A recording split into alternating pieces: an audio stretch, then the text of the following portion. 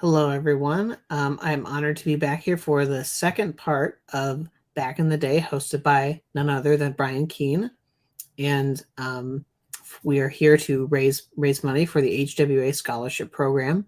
So I want to introduce Brian Keene, and we can get this show on the road. So thank you, Brian. Thank you, Max. A pleasure to be back here with you again. We ought to start doing this on a regular basis, I think. Maybe. Yeah, I agree. If the HWA membership agrees, let us know. But yeah, as we just said, we're here to raise money this month for the HWA Scholarship Program. Since 2014, that program has helped aspiring professional horror writers with their education in the field. It's an important cause. It's something with a 15-year-old who has declared to me that, you know, his career goal is to be a writer like his father. It has become a cause that is now near and dear to my heart. And I hope it'll be near and dear to your heart as well. Seriously, all joking around aside, it's a good thing. And we hope you can donate. If you're watching this right now, what is the best, what's the best link for them to use, Max, to donate? They can go to pledge.to/Halloween in July, and we can put that in the we can have Angela put that in the comments. Yeah, absolutely. And, you know, if you enjoyed tonight's show, if you enjoyed last week's show, if you enjoyed any of the other streams that have been made available to you for free, if you can pledge even $5 or $10, it'll make a big difference. Yep. So speaking of tonight's shows, let's bring on our guests. First up, we have Ellen Datlow, one of the premier editors and anthologists in speculative fiction, including horror and dark fantasy. She is the winner of a truckload, and that's an actual scientific measurement, truckload of World Fantasy Awards, Bram Stoker Awards, Hugo Awards, Locus Awards, International Horror Guild Awards, and even a Splatterpunk Award. Ellen, welcome to the stream. Thank you. There she is. It's a very small truck. But... Next up, we have Steve Rasnic. He's the author of over 400 short stories. Think about that. His books, between novels and collections, number almost 30. And his honors include several Bram Stoker Awards, a World Fantasy Award, International Horror Guild Award, and a British Fantasy Award. Steve, welcome to the stream.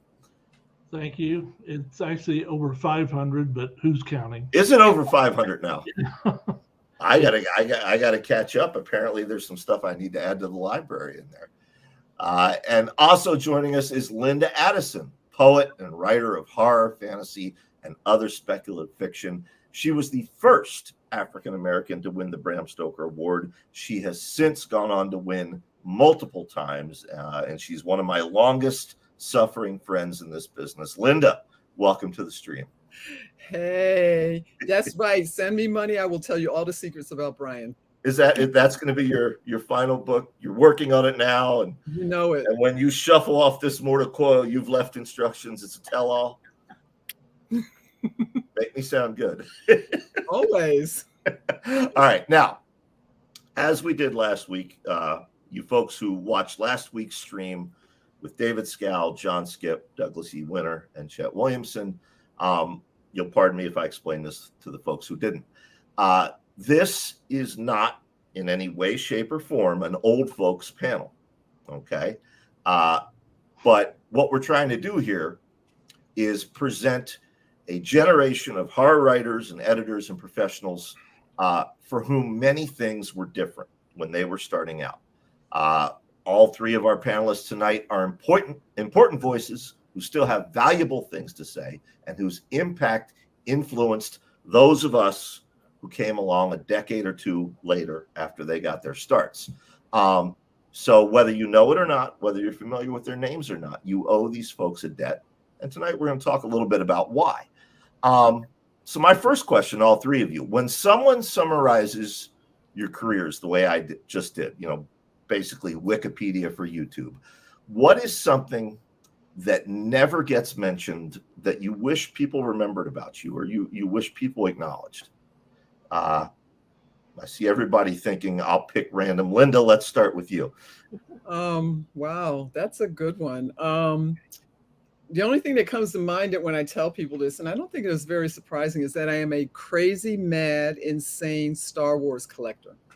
I have so many Star Wars toys and things. It's not even funny. I have toothbrushes. I mean, I got sheets and towels. It's insane. But other than that, I can't think of anything else. You know, I always just say I won a lot of awards. I write weird stuff. That's pretty much it. That's it. That's it. Steve, what about you? Well, I published a lot of crime fiction. I've also published a lot of science fiction. Probably 20 years ago, I animated 2 short animated films that were in a few film festivals. When I was a kid, I was an amateur magician. I was also into puppetry. I've done lots of odd things over the years. I did not know about the magician thing. Yeah, I was terrible. I was also a terrible ventriloquist, but I still enjoyed it. I was also an artist for a while, also a terrible artist, but I enjoyed doing it. Yeah. Ellen, what about you? Well, then I started in mainstream book publishing in 1973 or 4. And as I have said in interviews, I got nowhere slowly. It was very classist at the time. I mean, this was as a mainstream book publishing. I think the genre publishing, even back then, was way different. You know, there was just much more openness as to who could get ahead and do things. So is that when you were at Holt, Reinhardt, and Winston, or Crown? Yeah. Oh, yeah, exactly. Sure. Well, Yeah. Little Brown was the first job, but Holt, Reinhardt, and Winston made it very clear because my boss was a Yalie, and most of the assistants or assistant editors or junior editors or whatever came up from the Ivy League, and I really think that worked against me, but I don't think I kind of realized it at the time. I mean, I knew that I wasn't getting ahead for whatever reason, that I wasn't given the opportunities that I felt I should have, that other colleagues were when they were junior editors. Yeah, so it was really only looking back that I realized it was totally Ivy League, totally classist situation. So it wasn't until you made the move to genre with Omni that you really started to be able to, what you felt like being able to prove yourself then? Oh, yeah. Well, Yeah. I mean, Omni was the start of my career. I mean, it was different. You know, it was like struggling in book publishing for about 5 years. And I avoided genre initially because I didn't want to be pigeonholed. Right. Okay. You know, because yes, there were jobs in science fiction publishing. I wasn't even thinking about horror back then. And I did some reading for some of the other senior editors. One of the editors, the executive editor, Don Hutter, edited Robert Sheckley and I think Jim Morrow one book, and J.G. Ballard. I mean, he reissued stuff from England. And I forget what my point was, but that was really the only. So I was starting to read a little bit of genre then as a freelancer. Also, I read for the Science Fiction Book Club, you know, as a freelancer, and Book of the Month Club, and Dell Books, and various book publishers being their first reader, you know, I would get paid per novel to read. So yeah, I mean, it wasn't until I got to Omni that I actually found myself, basically, that I realized what I actually wanted to do too. Okay, I want to circle back around to that. But one thing we got into last week, and I thought, man, I got to remember to ask Steve about this next week. We talked about covers back in the day. You know, of course, the example that always gets brought up is the original cover to Jack Ketchum's The Girl Next Door. You know, it's a skeleton cheerleader with pom-poms. It has nothing to do with that emotional gut punch of a novel. But another great example of that, Steve, is Excavation, 1986. I remember buying it. I was 17 years old. And that cover did its job. It got me to buy the book. I thought, this looks like a zebra horror novel. And I bought it. And, you know, I've always thought as an adult that cover did a disservice to that novel. You know, it indicated it would be this ghastly Tales from the Crypt style story. And instead, it was this moody, atmospheric, slow burn, intensely personal, quiet horror novel. It was one of the first quiet horror novels, other than maybe Charlie Grant, that I read and just then went back and immediately reread, seeing how you'd put the words together and stuff. Did you feel pressure back then to write more mainstream stuff, something that would have suited that cover more, or did you stay the course and write what you wanted to write? Well, I didn't really know how to do anything but write how I write. And I had come out of a creative writing master's program, writing mostly mainstream and experimental fiction. So the horror and the science fiction came to me somewhat later, although I had always loved, especially science fiction and fantasy.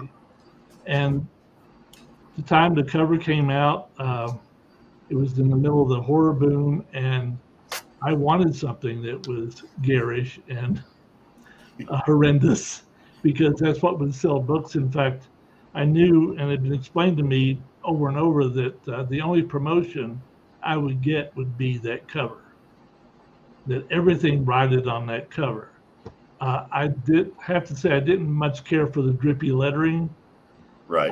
I was pleased that they didn't emboss it, but I generally liked the cover, and the novel was what it was. I mean, it was my first novel, first one I'd ever completed.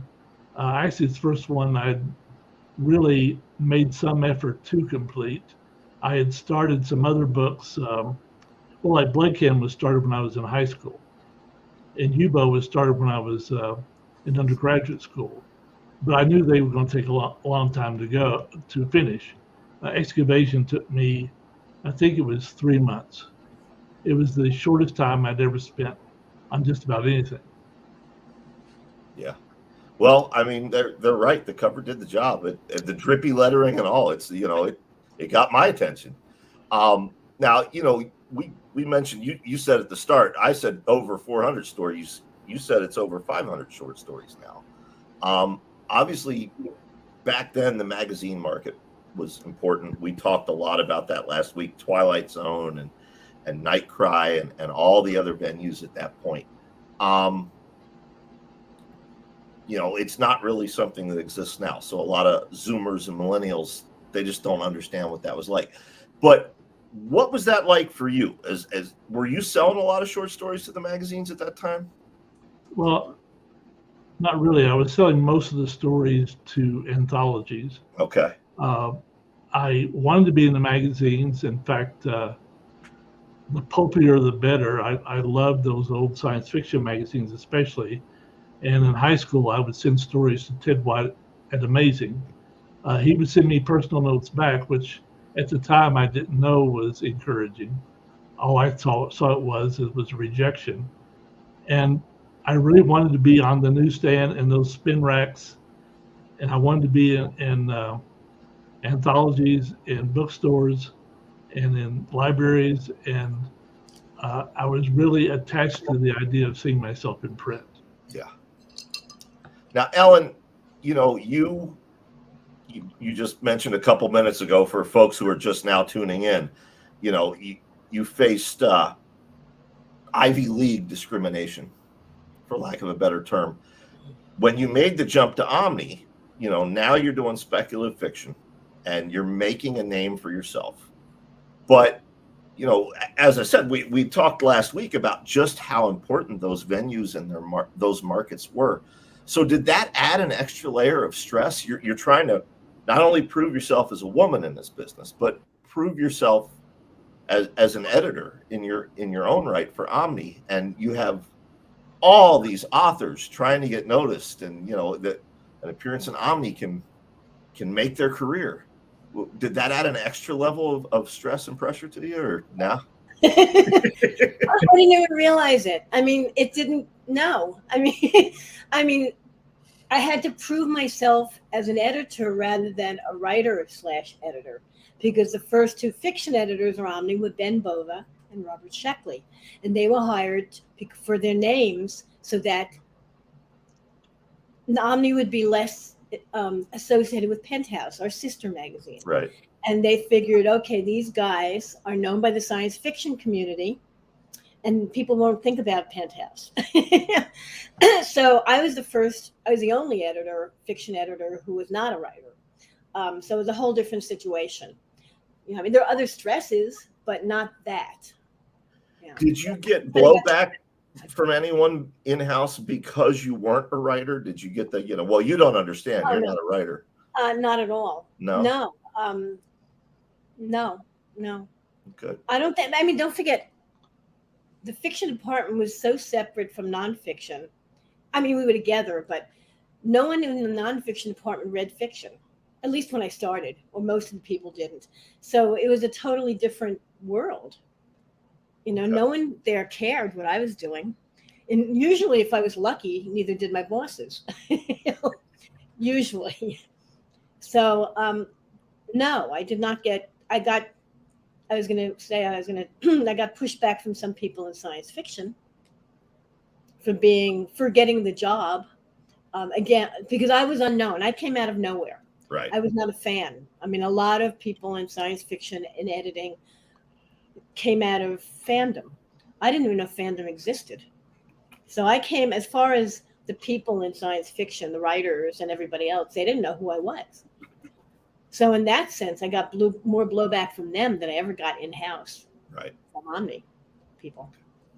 Now, Linda, like myself, your first sale wasn't until after the great horror crash, which we talked about in last week's stream. I think it was 96, right? Something like that, yeah. But you had started long before that. And you and I have talked about this privately, but I don't know that we've ever talked about it publicly on the horror show or anything. Mm-hmm. It was doubly hard for you because you were selling poetry. Oh, man. And at that point, the magazine market had basically become the zine market. What were some of the challenges in trying to sell speculative fiction or speculative poetry to a market that was completely changing and becoming zines? I mean, I think I was totally driven by just seeing my name in print. I wasn't driven by money, obviously.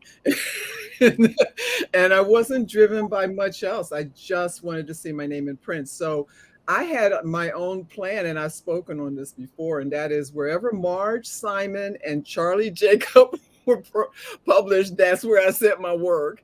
So that's how I discovered, the little places that did buy horror or weird poetry. Yeah. I just followed the other people that I was reading. All right. Now, one of the things we're talking about tonight and that we talked about last week is how things have changed. And that change is a regular cyclical thing in this industry. And all three of you are in unique positions to spotlight some things. Steve, I want to start with you. And you said it yourself earlier. You write the way you write. And I agree with Joe Lansdale, who I'm paraphrasing, but basically you're a genre of Steve Rasnic Tem. But you also said earlier, you wanted to get into some of those pulps like Amazing Stories, and you wanted that garish cover for Excavation. Did you ever purposely try to write not like a Steve? Did you ever try to write something more mainstream, hoping you could sell it, or something more pulpy, hoping you could sell it? Or did you stay true to your voice throughout? Well, see, when you use the word mainstream, I think of realistic literature. Okay. Because actually, that's the tradition I came out of. When I went into the writing program at Colorado State, I sent them a bunch of science fiction and fantasy stories, but they thought I was a Southern surrealist. So I got into the program as a Southern surrealist. And so I didn't really think of myself that way, but I've always thought of writing is writing, literature is literature, and it's all literature. It's all written. And right. So I didn't see any real point in trying to write differently. I think people don't really realize it's hard to write as someone other than yourself. Some people may be able to do it. I'm not one of them. I'm interested in all kinds of horror, so I have written some quite graphic stuff. I'm more comfortable with the more subtle kinds of fiction. Some people ask me, why don't you write a bestseller? And I say, well, hey, if I knew how to, maybe I would, but I don't know, at least in my experience, the people who write bestsellers write the way they write. Right. And maybe they make some small changes, but I think each writer sees story in a particular kind of way. And the best they can do is write the best kind of story that's their story. That's all they can do is write their stories, not someone else's. I think that's an absolutely great sentiment. And I think you've done that throughout your career. Like Joe, you have stayed true to your unique voice. And I think that's why you have the audience you have. Is because of that. Now, Ellen, we talked about your struggles against the Ivy League, and then your struggles against you weren't a fan of speculative fiction when you got the job, but you were also doing this at a time when I think it's fair to say women in our industry did not have the footing or position that they have now. What kind of things did you have to deal with specifically as a woman? And what advice, would you give young women now? In many ways, we're at a different point in society, but it also feels like we're regressing as a society. Mm-hmm. So you're kind of uniquely positioned to advise on that. Well, I keep smiling and laughing because there's a story. Because Linda, I'm sure you know about it, Charles Platt, where Charles Platt tossed beer at me at I think it was I don't know which convention it was. I think it was in New Haven, because he was jealous that I got promoted at Omni and he wasn't hired. Yeah, I mean, was it sexist? Probably, but it was also just envy because he assumed everyone would know who he was. And actually, Bob Guccione probably had no idea who he was, so wouldn't even think of him for the job. But, there was more harassment, but as an editor with a certain amount of power, I know that I did not experience the harassment that young writers did, female writers. Money gives you power. Right. And I was in a very unique position in Omni. But when people say how, did you feel that there was sexism again, that it was hard being a woman in the field? I was not in horror at the time. I was in science fiction. And there were a bunch of young science fiction editors, female, coming up then. And in fact, they were accused of someone wrote some stupid article about that they were the Ivy Leaguers coming up in science fiction, like Susan Allison and Beth Meacham and Sean, all these people. Well, I don't know if they were Ivy Leaguers or not, but it was just like these guys, even then the guys were pissed off that these young women were making decisions for the field. That's in science fiction. So in horror, there was so much less going on in horror as far as now. I mean, now horror has exploded in publishing, small press, short fiction and novel. But back when I was getting into horror, I mean, I've always loved horror, but I wasn't supposed to publish it in Omni. I did a little bit. And then I started doing the horror anthologies, mostly because I felt it was a conflict of interest to do science fiction anthologies while I was working at Omni. So that's kind of how I got into horror books, horror anthologies. And there was a lot less, fewer markets then for women or men. There were many fewer women writing horror then. I'm not sure, Linda, when do you think that changed? Was it the 90s or 2000s that suddenly women were all over the place? 2010. I would say more like the closer to the second half of the 90s, beginning of the 2000s. Yeah, and I don't know what, this is not on the subject, I guess, but I don't know what prompted it, but I'm, obviously everything changed. And I don't know if you guys, if you have any ideas of what prompted the emergence of more women into the horror field. Well, there's Women of Darkness, the Kathy Potosik anthology, and Lisa Tubble came out with an anthology around the same time. Yeah. It was all women. Was that in the 80s or 90s? I Probably in the 90s. think it was early 90s. Okay. So there were a few dozen women who were writing horror, but that was about it Yeah. that we were aware of. I mean, there must have been other people who weren't getting published yet. When I started, there was Quinn Yarbrough, Elizabeth Massey, a couple other people. That was Susan about McGee Charnas was writing some. Yeah. I know by the late 90s, when I was starting, Linda, when you were making your first sale, it seemed very natural. They were always there with us. Linda, Sephora, the Sarahs, Mary San Giovanni, they were already there with us. We were all trying at the same time.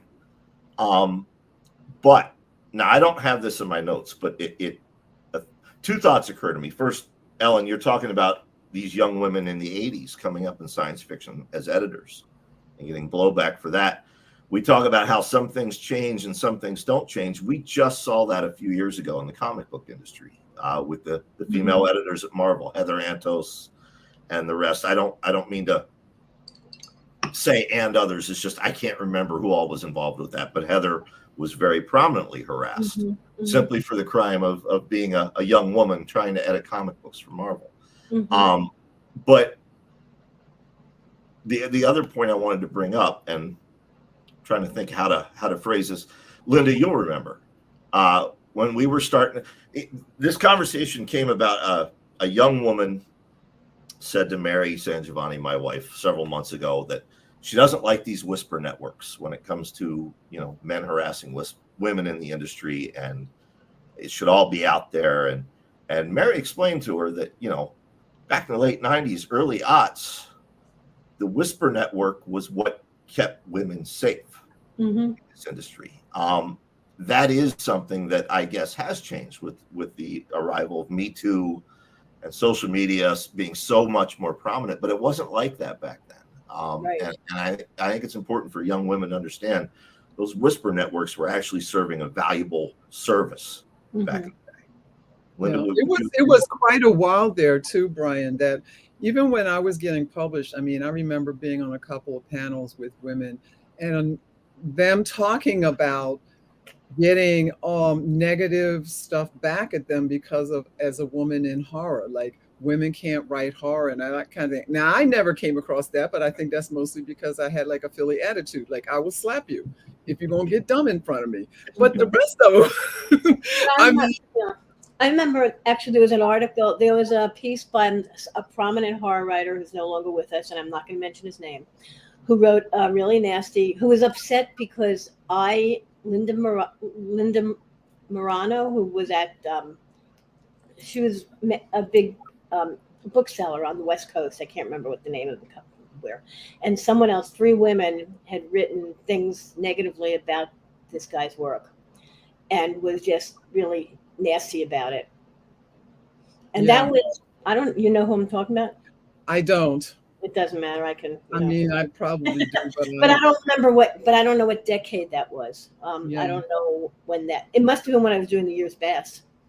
Yeah, but I started the year's best fantasy and horror in 1986 or 87, so it might have been the mid 90s or something. Yeah, but I mean, even when Mary and I were walking the walk, Brian, there were a lot of women who were feeling negativity and being things said to them because they were women. I don't think Mary probably has much either because she got an attitude situation, but Well, I mean, Mary used to get, when she and I first started dating, we used to get, well, the only reason she's being published is because she's dating Brian Keene. And it's like, motherfucker, she's been doing this since 95, same as me. She sold her first short story before I ever sold mine, But Yeah, I don't know. I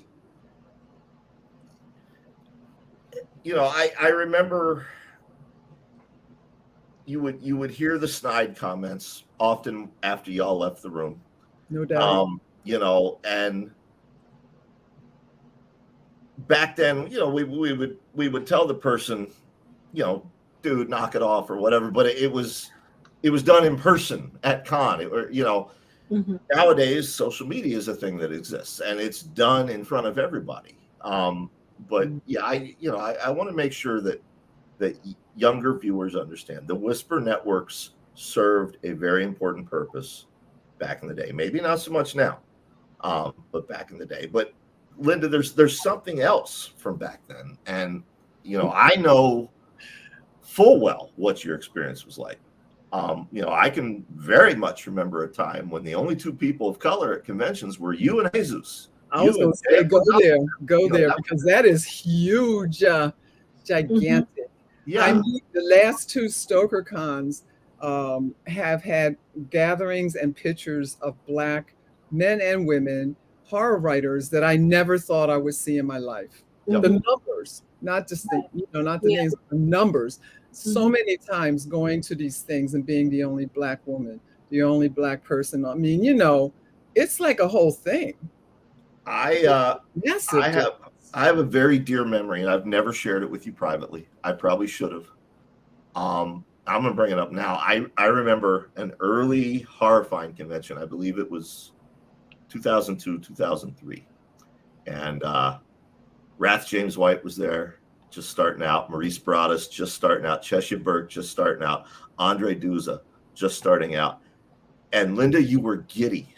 I was beyond. You were so excited all weekend long.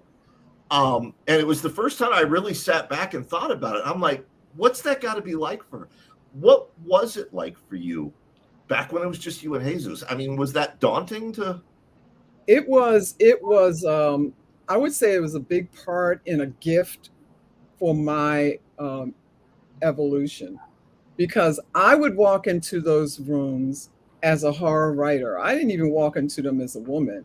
I mean, I was the oldest of 9, had 7 brothers. You know what I'm saying? I wasn't that kind of like girl. So I would walk in there like, hey, and then, catch attitude. And I was like, wow, okay. So I learned, it wasn't daunting to me because I didn't give a crap, but I would be like, oh, wow, show me your problems. So it really strengthened me to stand in my own space. But it was also kind of a little bit tiring. I'm going to say it was exhausting to have that conversation with someone over and over and over again at horror conventions, science fiction, fantasy, like, oh, what's it like? And I was like, it's like being a human, but you're treating it different. So, so when it was not just me, when I was no longer the Black unicorn, it was amazing.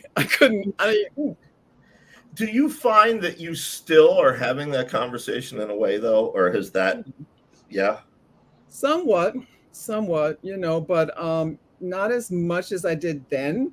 Maybe because there's so many more African Americans, not just Black, but all kinds of other things in there.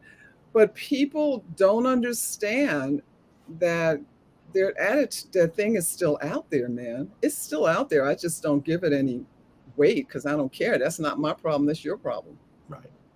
I mean, especially the awards. The awards were like, I think that really blew up some people who were feeling kind of insecure about life. Speaking of the Stoker Awards this year, was just beautiful. It was beautiful to behold. Lifetime achievement, everything. So amazing. Yeah. So we're about halfway through, folks. Watching, if you have questions, type them in the comments and we will do our best to get to them. I forgot to announce that halfway through last week, and then we didn't have a lot of time for questions. So we've talked about things that have changed. What things have stayed the same? Or maybe a better way of asking this, what hasn't changed that you wish would fucking change already? And Linda, you're laughing, so let's start with you. Okay. So as much as things have opened more for, like I said, not just Black, because I'm always looking for anybody who don't look like everybody else in the room and go up to them and go, hey, what are you doing? As much as that is different, that I'm not the only one in the room, there's still a lot that needs to be balanced as far as people understanding that all kinds of people write horror, right? So, there's still that out there, but it's moving in a better direction, is what I'm going to say. But I don't think that a Black horror writer has the same even look as anyone else. I don't think that's true yet, but it's beginning to become more. Or Steve, Hispanic, or whatever, you know what I'm saying? Steve, what about you? Well, I suppose to follow up on that a little bit, I think science fiction, fantasy, and horror fandom kind of shocked me when I really got into it. And I wasn't that much of a fan when I started writing, but then as I started attending conventions and getting to know people, I was shocked by how backward and conservative it was. Because I think because I came out of a background of activism and the 60s, and I guess I expected people to be a lot more forward thinking. And what I discovered was that science fiction readers, and maybe especially horror readers, were extremely conservative. Not so much politically, but just in terms of their attitude. So I felt that the genres were a bit behind the mainstream in terms of progress and acceptance of different kinds of people. And just although they advertise themselves as being quite empathetic, I found a lack of empathy, I think, in a lot of areas of fandom and among other writers. So that and I think it's still part of it. I think we're seeing a massive sea change in society on those issues, and it's making a lot of older folks, I guess, unhappy. Not me, but President Cubby excluded. I think it is a hard time for older white males, for example. And as an older white male, what can I say? I think I've been embarrassed and surprised by a lot of the behavior and a lot of things that have been said in my presence about women and about people of color. And this goes back to the 80s, things that were said in my presence by other writers that shocked me. Is it still, because you still go to conventions and stuff. Sometimes, yeah. Do you still hear that behind closed doors, or not as much now? Not as much. I think things have generally changed. Of course, we have younger people coming in, that helps. But I still hear complaints from older writers who sometimes feel that if you're white, that you're at a disadvantage. That's a skewed way of looking at the progress of the world and what's happened in America. It's a strange way to look at what happened, but certainly people do feel that. I think when we get a Black editor of a major fantasy magazine, we have some older male white writers who feel threatened by that, who have said things to me that felt, well, who had said, well, that ends their opportunities for ever being in that magazine. And it's ridiculous. And so things get better, and then some things stay the same. Yeah. I'll be honest. I've heard mutterings like that as well. Not so much from people my age or younger, but writers whom I've looked up to in many cases. And in some of those cases, it's simple racism that I, for whatever reason, never knew was there. In other cases, I get the impression that they're scared, they're feeling forgotten. We are at a time here where there's, as Ellen said earlier, the horror boom, where there's never been more horror writers and more horror being published than there are right now. And I think it probably is scary for them. Well, people think that they're traditions. Yeah. And of course, one of the traditions in the genres is sexism and racism. Yep. And it's easy to blame the other than to take a look and say, well, maybe my time is over. Or, they evolve, or they need to evolve. Yeah. I mean, I know writers, I know old writers, who feel that the world has passed them by. They're not expressing racism or sexism, but they just think their work may be old-fashioned, and they don't know, or they haven't written anything for a few years, and suddenly they're thrown back into the sea of horror, shall we say, and they don't know what to do. And I tell them, you should read what's out there and what's going on. Things evolve. Things that people want to write about evolve. Read things that readers want to read about evolve. You have to move with the time. As an editor, I try to be aware of what's going on around me. As an older writer, I think it's the responsibility of the writer to be paying attention to what's out there, and to grow with they can grow with their genre, or they can just be left behind. And the ones who are being left behind are very bitter about it. Right. And I also, I'm like a curious person. I've been curious my whole life, ever since I was able to read. And I have been reading about the psychology of humans, because literally I don't get it. So I'm still figuring myself out, much less somebody else out there acting insane. So, and I call things like, because someone's different, they're less. That's an insanity. So the thing is that I find interesting is that now that if you walked into a platform and said, I own this, I'm always going to come up in here, and now you have to share some percentage of it. No one's taking it all away. You have to share a percentage of it. To me, that is the problem. Is the psychological problem of racism and all kinds of other things like this. I mean, it goes deeper than that, but I mean, as far as getting published, getting awards, I mean, it's just like a insecurity of having to share when you're used to having 100%. Now you only get 90%, and that 10% feels really, really big. All right.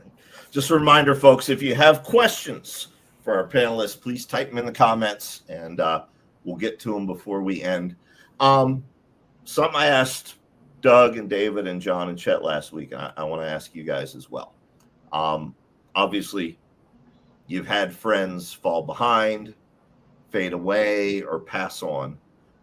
Who is somebody that you wish younger readers, particularly millennials and Zoomers, were reading that perhaps they don't know about or has been forgotten about?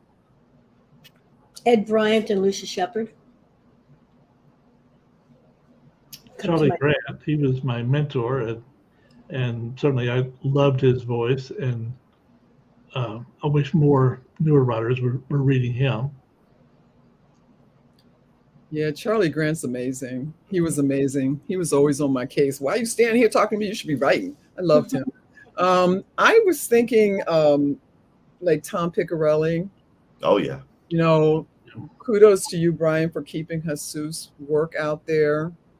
And then someone who hasn't passed, whose work is like, I think it's kind of awesome, but Gerard Wagner, I'm just saying, Wagner, if you want to say it in the Breton kind of way. I mean, his work is just levels of psychology, levels of harshness, hardness, story, character. But yeah, those are...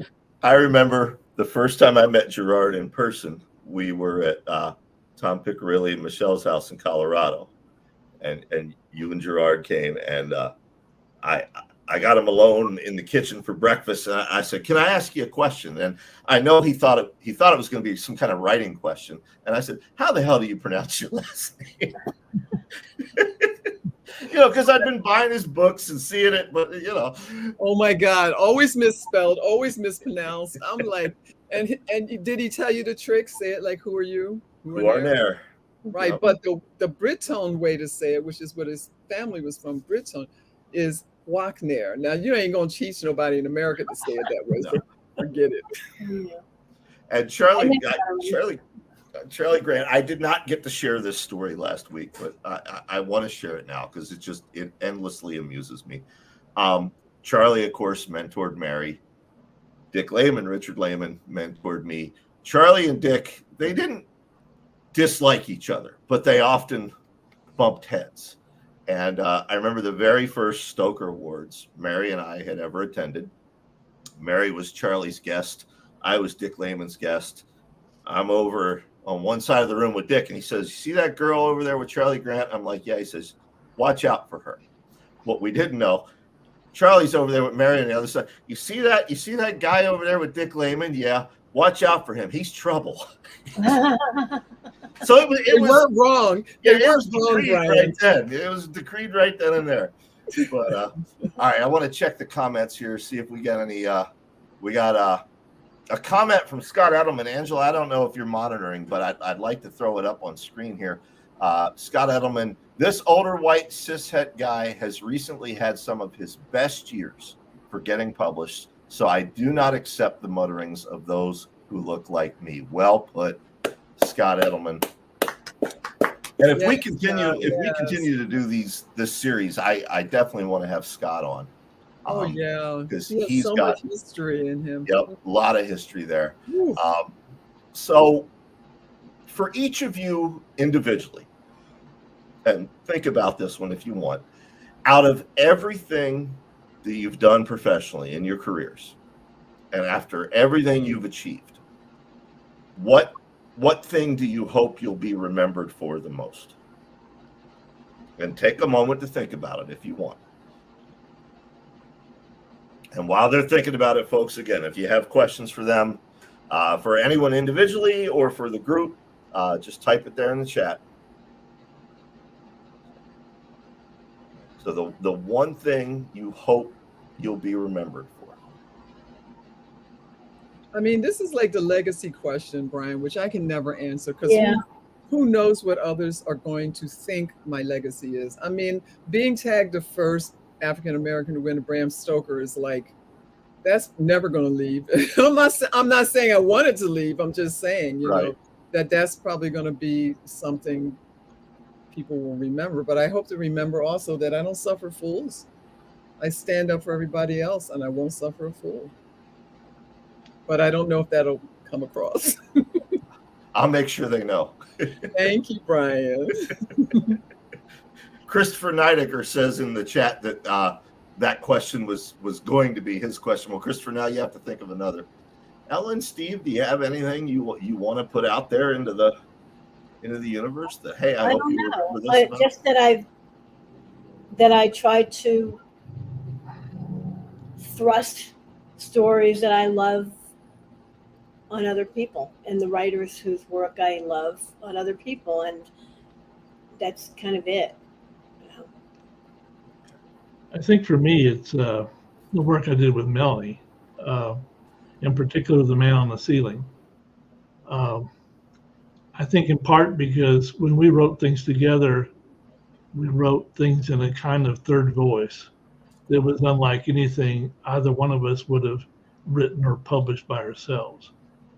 And The Man on the Ceiling was important to me, especially because it broke open my idea of what a story could be and what a book could be. I mean, I won't call it a novel because I'm not sure it fits the definition of a novel.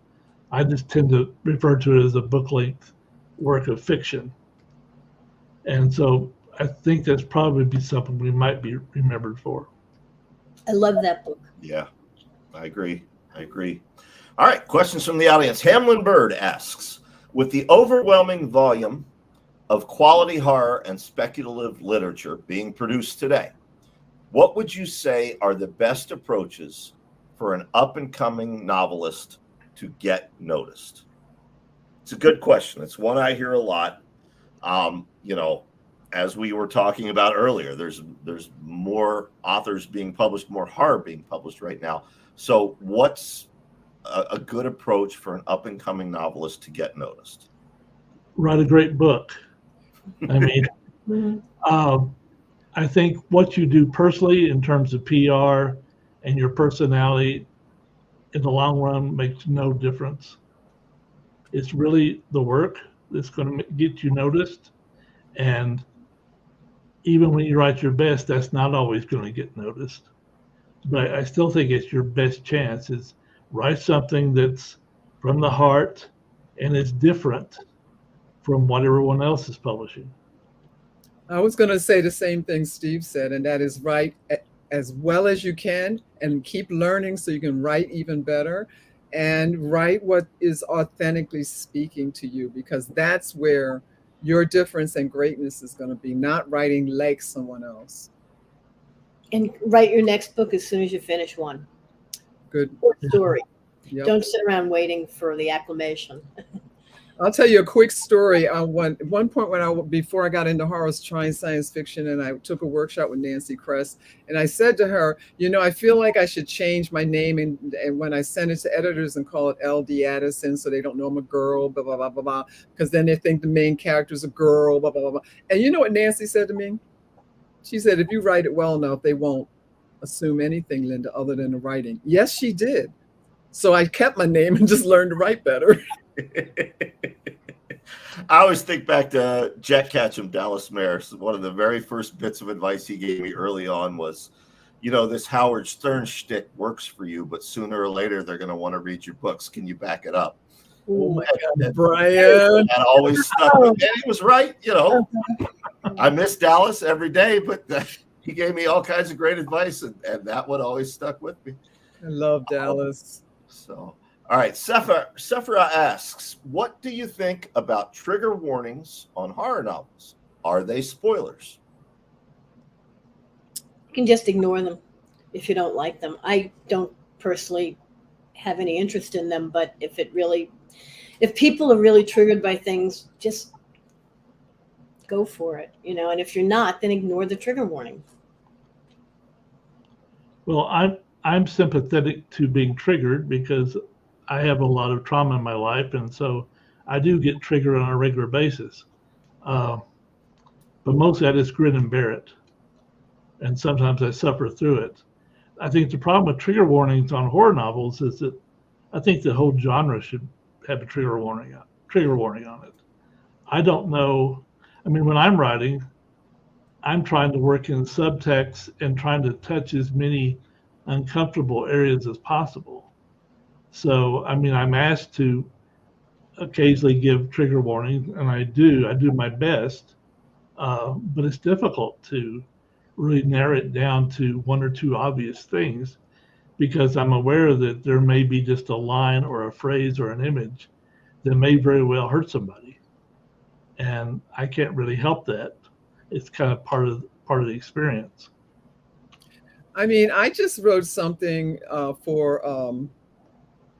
I'll say it's for a piece I wrote for Jamal Hodge, who's putting a project together. And it's the first thing I've written that I feel like I would put a trigger warning on. Nothing in all the hundreds of things I've published have ever felt like that to me. Yeah. And it was, and I think as Ellen has said, if ignore it if you ignore it. But I think the good thing about it is that if, like Steve says, if you are triggered by something, then I never cared. And I read Dallas's stuff, which is like the king of triggers. But it was so well written, it carried you through. I have to admit, for the longest time, I was one of those people that groaned about trigger warnings. Then I caught on fire. And what I found out is that I have my own trigger now. Particularly if I'm watching a film, Mary and I watched a film about 6 months after that when I was still healing and the skin of my arm was still baby skin. And in the movie, somebody catches on fire, and I had PTSD unlike anything I ever got from the military. I had to get up and leave the room. And I haven't made fun of trigger warnings ever since. I view them like the MPAA warning on movies, or the PMRC warning on compact discs. It's there. You can ignore it, or if you need to use it, you can use it. All right. What time is it? Yeah, we probably got time for last question. This comes from Christopher. What would each of you recommend someone to read of yours, be it a novel, collection, anthology you edited, put together, etc.? One, for young readers looking to sample each of you, what's the one thing you'd recommend they start with? I guess one of my best of the year to get a feel for my taste. Anyone, pick on anyone. I have a collection, Figures Unseen, from Valancourt, and that's my selected stories. And that was actually the purpose of that book, was to come up with a sampling from each of my collections that pretty much states what I do as a writer. And Linda, before we get to yours, can I just give a shout out to Valancourt? They are truly doing the Lord and Cthulhu's work. So much great stuff. Steve, your collection, the Carl Edward Wagner stuff they've been bringing back into print. I really, really love what those guys are doing. Them and Dave at Crossroads Press. Between the two of them, they're bringing back so much of this great stuff that I want to hand young readers, but it was all out of print, and now it's back. So yeah, special props to them. Linda, how about you? What's yours? It's the one I always suggest, which in a way, like Steve said, I created it. It was actually Bob Booth from Nikon, who is no longer with us, who helped me come up with the idea, and that is How to Recognize the Demon Has Become Your Friend. He said, Linda, there's a lot of short fiction out there people haven't read because it's in magazines and all over the place and anthologies. And so that's a poem, a story, and that book has performed so beautifully for me. And I suggest it to everyone. It doesn't need a trigger warning if you care. So. All right. Well, thank you very much, guys. I appreciate it. And as I said, HWA members, if you can, keep in mind that this is all in support of the HWA's annual scholarship program, which has helped aspiring professional horror writers with their education in the field since 2014. If you can donate, please do. I know times are tough. Times are tough for your favorite writers too, but if you don't have the means, at least share the links, and maybe somebody else will watch this and donate. And if you can, if you can give $5 or $10, that goes a long way. I will do an amen on that, because I am the chair for the diversity grant, which is not a whole lot of money, but it's been major life-changing for many authors around the world. It's good. All right. With that, I will bid you all good night. Although I think we're on the screen until Angela takes us down. I don't have control of it. It was fun. Steve, I haven't seen you in so long at conventions. Our paths haven't met. So good to see you here and hear you. Good to see you. Ellen, I see you all the time. So whatever. I know, we room together. I know. Roomy. Brian. Oh my gosh. What? You guys had your honeymoon at Twin Peaks. Part of it, yeah. That is like a life-changing concept for me. I wouldn't be writing if it wasn't for Twin Peaks anymore. We started at our favorite hotel in Portland, the Edgefield. We spent a night there, and then we camped on top of Mount Rainier for 3 nights.